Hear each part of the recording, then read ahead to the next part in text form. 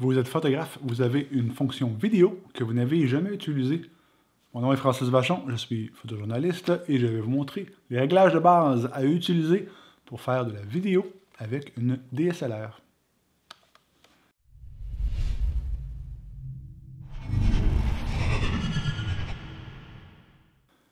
Vous pouvez écouter cette vidéo du début jusqu'à la fin ou sauter directement au bout qui vous convient s'il n'y a qu'un élément que vous voulez voir. Voici ce qui sera traité.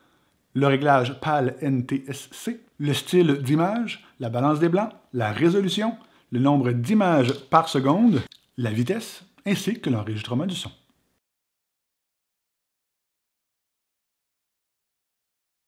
Première chose à vérifier, mais que vous n'aurez probablement pas à toucher, c'est le réglage PAL ou NTSC. Ces deux éléments sont des standards de télévision qui sont différents en Europe et en Amérique et qui sont différents en fonction du système électrique utilisé dans chacun des pays. Pas besoin d'en savoir plus que ça. Vous avez simplement à savoir que si vous êtes au Japon ou en Amérique, vous devez utiliser le NTSC et que si vous êtes en Europe, vous utilisez plutôt le PAL, P-A-L. Probablement que ces réglages sont déjà faits, que vous n'aurez pas besoin de les modifier. En usine, ils ont déjà mis le pré-réglage en fonction de l'endroit où la caméra allait être vendue. Alors, à moins que vous ayez acheté la caméra ailleurs que dans un magasin de votre pays, probablement que vous n'aurez pas à modifier cela.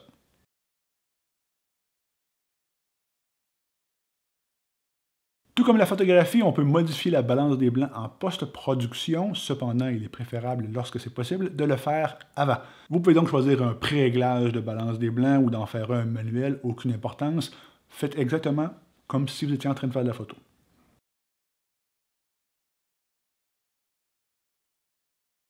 Là où c'est plus compliqué et que vous allez devoir faire des choix importants, c'est au niveau du style d'image. Si vous êtes habitué de travailler en RAW en tant que photographe, peut-être que vous avez oublié ce qu'était le style d'image parce que ça n'a aucune importance. Le style d'image, c'est la façon que la caméra va recracher l'information qui a été lue par le capteur. Est-ce que les couleurs vont être plus ou moins chaudes? Est-ce qu'il va y avoir plus ou moins de netteté? Est-ce qu'il va y avoir plus ou moins de vibrance, de saturation? Donc en RAW, ça n'a aucune importance. En JPEG, oui. En vidéo aussi. Ce que vous voulez faire, c'est vous donner le plus de liberté possible en post-production. Éventuellement, vous allez vouloir travailler en log. Si vous êtes en Canon, ça va s'appeler C-Log. Si vous êtes en Sony, S-Log, etc. Le log, c'est un profil d'enregistrement qui ressemble un peu au RAW, dans le sens qu'elle est très peu plaisante à l'œil lorsqu'on la voit en premier. Très flat, aucun contraste, aucune saturation, mais en post-production, ça nous donne beaucoup de liberté pour faire ce qu'on veut.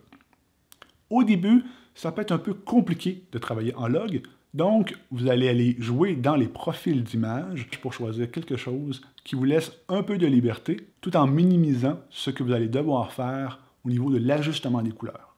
Je ne pourrais vous dire comment y aller en Nikon, je suis sur Canon, mais en Canon, lorsqu'on va dans style d'image, on a plusieurs choix. Standard, portrait, paysage, etc. Si vous choisissez par exemple le portrait, comme j'ai fait pour ce petit bout de vidéo que j'ai fait de mon fils, vous allez voir que oui, l'image est vivante, il y a des belles couleurs, de la saturation, mais c'est un petit peu surexposé et je vais avoir de la misère à le ramener en post-production.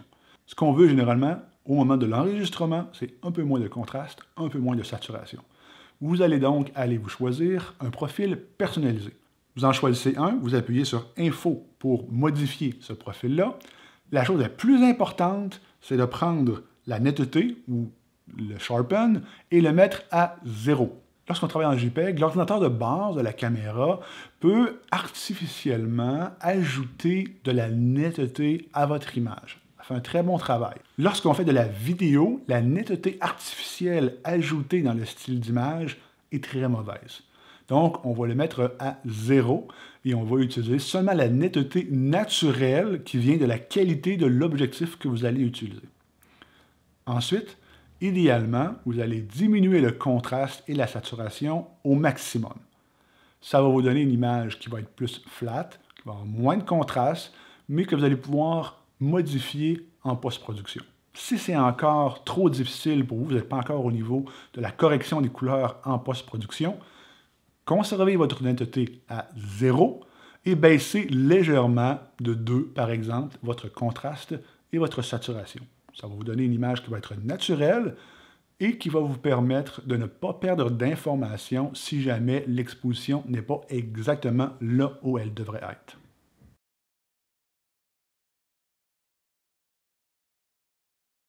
L'étape suivante va être de choisir la résolution de l'enregistrement. Vous avez généralement 2 ou 3 choix selon la caméra que vous utilisez. Vous allez pouvoir avoir 720p, 1080p ou peut-être, si votre caméra est plus récente, le 4K. La résolution d'enregistrement, c'est un peu l'équivalent pour un photographe du nombre de pixels de la photo. Alors, si vous enregistrez en 720p, ça veut dire que la résolution de votre vidéo sera de 1280 pixels de large par 720 pixels de haut. Suite à l'arrivée des Blu-ray, la résolution est passée à 1080p, c'est-à-dire 1920 pixels de largeur par 1080 de hauteur. C'est le standard maintenant sur la plupart des plateformes, sur la plupart des télévisions, sur la plupart des diffusions d'émissions. Il est fort possible que vous ayez à la maison une télévision 4K, mais probablement que vous recevez un signal 1080. Le 4K, c'est donc une résolution encore plus élevée. 4K, le K veut dire 1000, donc 4000. Ce n'est pas 4000 de résolution, c'est en fait plutôt, pour être précis, 3840 par 2160. 4K, c'est juste que ça sonne mieux que 3840. Pourquoi devriez-vous en choisir un ou l'autre? Évidemment, plus la résolution sera élevée, plus la taille du fichier sera élevée et plus ça demandera de travail à votre ordinateur en post-production. Si votre ordinateur est un peu vieux, le 4K pourrait lui donner un peu de problème. Comme je vous disais, le standard, c'est maintenant 1080p, alors je vous suggère vraiment pas d'utiliser le 720. Allez-y pour le 1080. Cependant, vous pourriez faire des séquences en 4K dans certaines situations bien précises. Par exemple, le 4K permet de zoomer dans une image sans aucune perte de résolution parce qu'il vient seulement recadrer à l'intérieur de pixels qui n'avaient pas de toute façon besoin. Alors, vous avez une séquence que vous faites sur trépied, vous voulez zoomer sans tourner la lentille, l'objectif est risqué d'avoir un flou de bouger. Alors, vous avez simplement à faire le zoom en post-production. Ça vient manger dans les pixels que la caméra n'avait pas de besoin et votre image va être d'aussi bonne qualité que ça a été tourné en 1080 et que vous aviez zoomé avec l'objectif. La deuxième chose que vous pouvez faire avec du 4K que vous allez utiliser dans un film en 1080, c'est faire de la stabilisation. Alors, si vous avez une séquence à tourner à main levée, évidemment, le film va être très instable, ça va bouger. Alors, on peut laisser le logiciel de post-production faire la stabilisation de l'image en venant manger dans les pixels inutiles pour produire une vidéo stable sans aucune perte de qualité.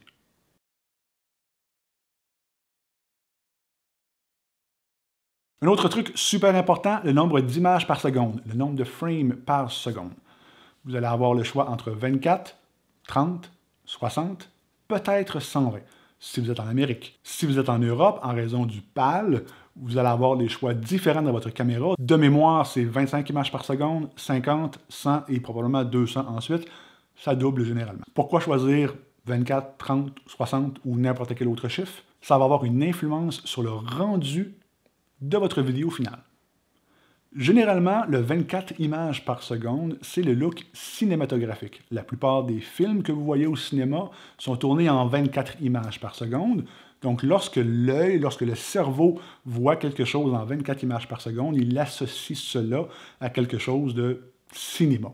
Le 30 images par seconde, c'est le standard de la télévision. Donc, si vous voulez avoir quelque chose qui fait plus documentaire télévisuel, allons-y en 30 images par seconde. Généralement, la piste principale, comme par exemple le moment où je vous parle présentement, ne sera pas tournée en autre chose qu'en 24 ou 30 images par seconde. Le 60 images par seconde ou plus, on va l'utiliser dans des cas spéciaux. Le 60 images par seconde va donner quelque chose de plus hyper réaliste pour donner un look vraiment unique, une scène d'action très intense, du sport ou pour faire des ralentis. À partir de 60 images par seconde et même à partir de 120, on peut faire des ralentis qui sont extrêmement fluides. On va voir tout à l'heure comment on peut faire ça.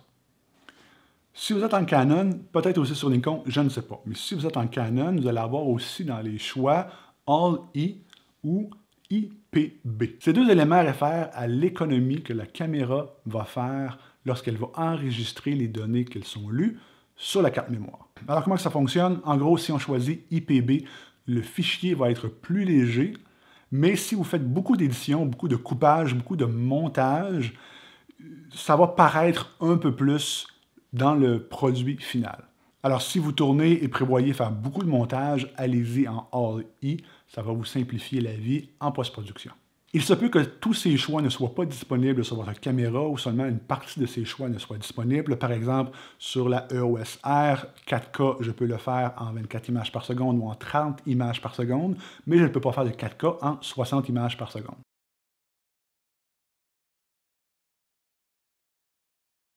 Un des trucs les plus importants, c'est de choisir la bonne vitesse. En photo, on travaille avec le triangle d'exposition. On a la vitesse, l'ouverture et l'ISO. Chacun de ces trois éléments sont en relation entre eux. Si j'en augmente un, je diminue l'autre, j'ai la même exposition, mais au niveau du rendu, ça va être différent. En vidéo, on peut jouer avec l'ouverture et avec l'ISO. La vitesse nous sera imposée en fonction du nombre d'images par seconde qu'on va avoir choisi, le nombre de frames par seconde.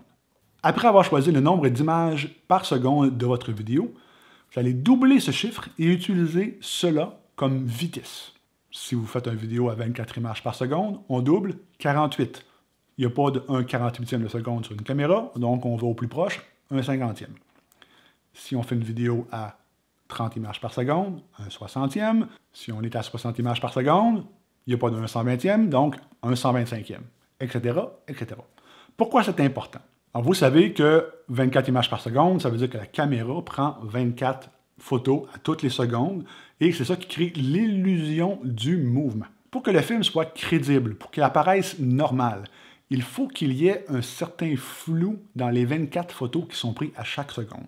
Sinon, le cerveau enregistre quelque chose qui ne marche pas selon lui. Cette séquence, je l'ai tournée à 24 images par seconde à 1/50e. Remarquez comme le mouvement est naturel, le flou de bouger rend ou vend l'illusion du mouvement. Revoici la même séquence à 24 images par seconde, mais cette fois-ci à 1/250e. Remarquez comme c'est saccadé, comme le cerveau voit qu'il y a quelque chose qui ne marche pas. Alors c'est pour ça que c'est important de prendre la bonne vitesse, qui est déterminée par le double du nombre d'images par seconde que l'on a choisi. Tout à l'heure, je vous ai dit qu'on pouvait faire des super beaux ralentis en filmant, par exemple, à 120 images par seconde. 120 images par seconde, donc à 1/250e. Quand on prend les 120 images par seconde et qu'on les ramène à 24 images par seconde, on peut créer un ralenti extrêmement fluide et extrêmement crédible.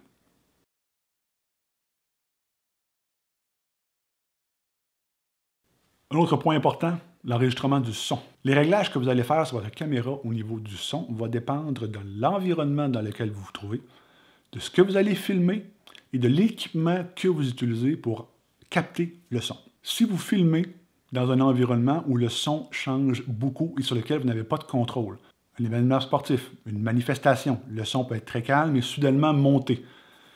En enregistrant le son en mode automatique, la caméra va alors automatiquement ajuster le niveau d'entrée, les levels qu'on dit en anglais, pour qu'il n'y ait pas de clipping. Le clipping, c'est quoi? C'est que si le son monte trop haut, il pourrait en manquer des bouts. C'est comme si en photographie, quand il y a du blanc qui est trop blanc, on perd de l'information. Avec le son, c'est la même chose. Donc, du clipping, c'est lorsque je me mets à crier très très fort! C'était du clipping. Si j'avais fait cette vidéo en mode automatique, la caméra aurait baissé les niveaux d'entrée pour que tout soit audible correctement. Lorsqu'on a le contrôle du son, par exemple lorsqu'on fait une interview, lorsqu'on parle à notre caméra comme je suis en train de faire présentement, on va travailler en son manuel. On va se positionner comme lorsque nous allons enregistrer et on va parler à la force qu'on va parler, en parlant un peu plus haut et un peu plus bas pour voir les variations des niveaux. Donc les petites barres qui bougent à droite et à gauche.